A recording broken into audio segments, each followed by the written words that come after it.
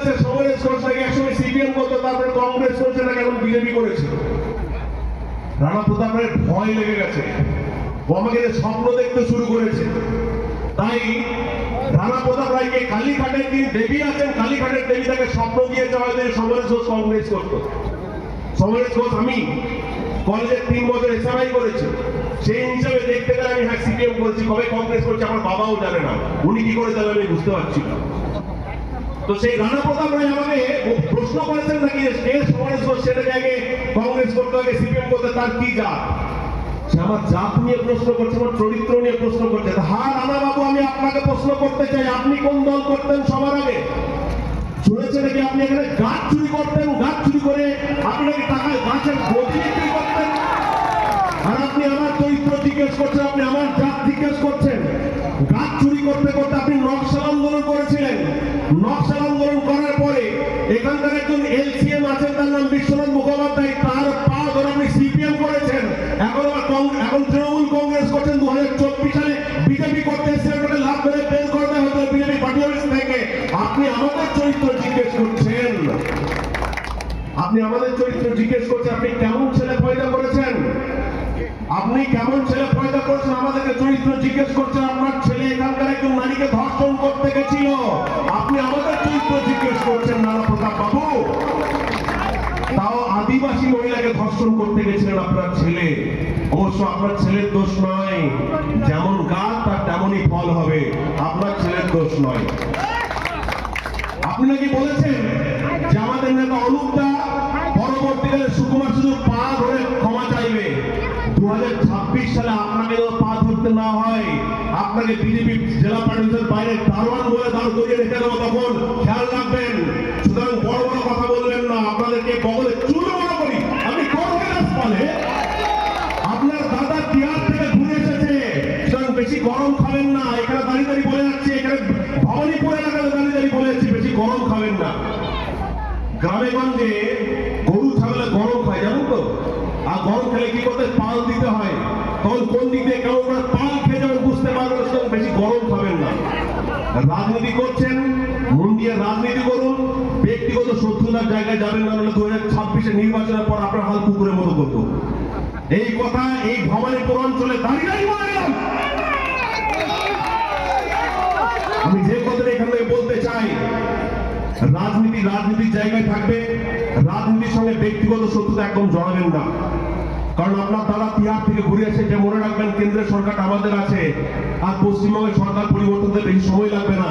আর যখন পশ্চিমবঙ্গ থেকে সরকার পরিবর্তন হবে, তখন আপনি কোথায় যাবেন, কার পা ধরবেন, কে আপনাকে বাঁচাবে, কেউ বাঁচাবে না। বড় কথা, এই যে সুকুমার সাধু হচ্ছে বড় নেতা, সুকুমার সাধুর চরিত্র সম্পর্কে আপনারা দেখলেন। তাহলে একটা দল, যে দলের মুখ্যমন্ত্রী সাধারণ মানুষকে বলে যে এখানে প্রচুর বখাটে ছেলে আছে, বখাটে ছেলেদেরকে ধরে ধরে তৃণমূল করতে বলো, সেই দলে এরকমই গাছ জন্মাবে এবং সেই রকম গাছের ফল যা তৈরি হবে, সেই রকম গাছের ফল আদিবাসী মেয়েদেরকে ধর্ষণ করবে। তাই আপনাদের নিজেদের কন্যাকে বাঁচানোর জন্য, নিজেদের মেয়েকে বাঁচানোর জন্য এদেরকে লাভ করে এখান থেকে তাড়াতে হবে। যদি সেটা করতে না পারেন, আগামী দিনে আপনার টিকে থাকা মুশকিল হয়ে যাবে।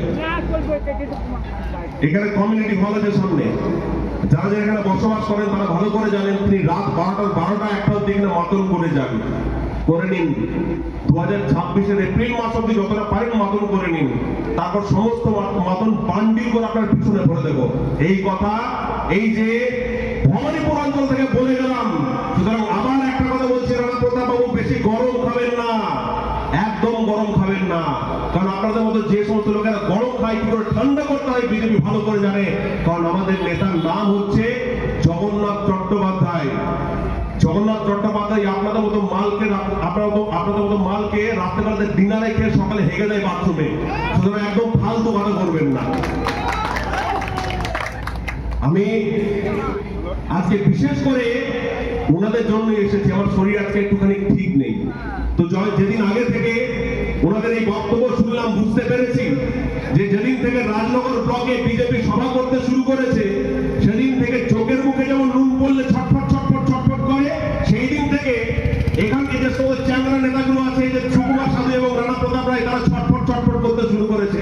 যতই ছটফট করুন, আপনাদের কি হবে? কালের দেওয়ালে লেখা আছে, বহু পাপ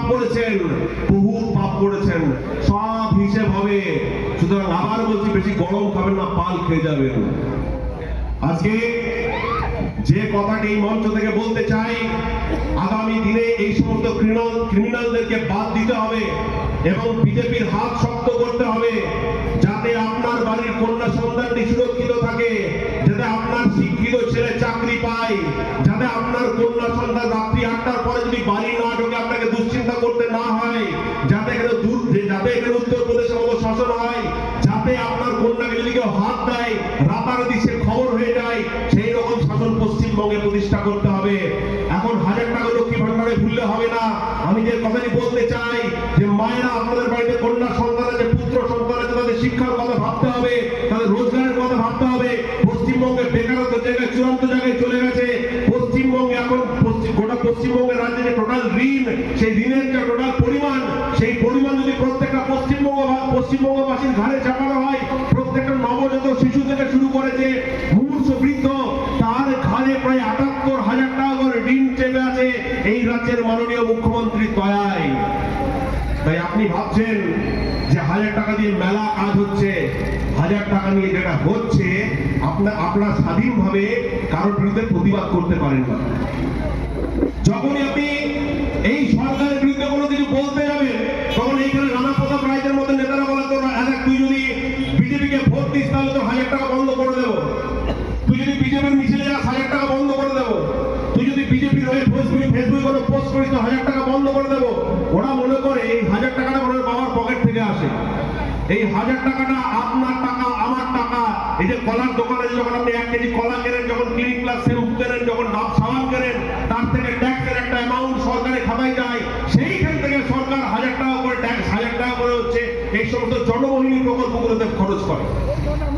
সুতরাং এই টাকা তৃণমূলের টাকা না, এই টাকা তৃণমূলের বাবার টাকা না, এই টাকা সাধারণ মানুষের টাকা।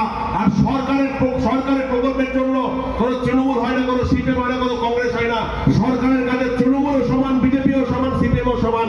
সরকারি প্রকল্প পাওয়ার জন্য আপনাকে তৃণমূল করতেই হবে, তার কোনো নিশ্চয়তা আমাদের নেই। আমি কাকে ভোট দেবো এটা আমার সাংবিধানিক অধিকার।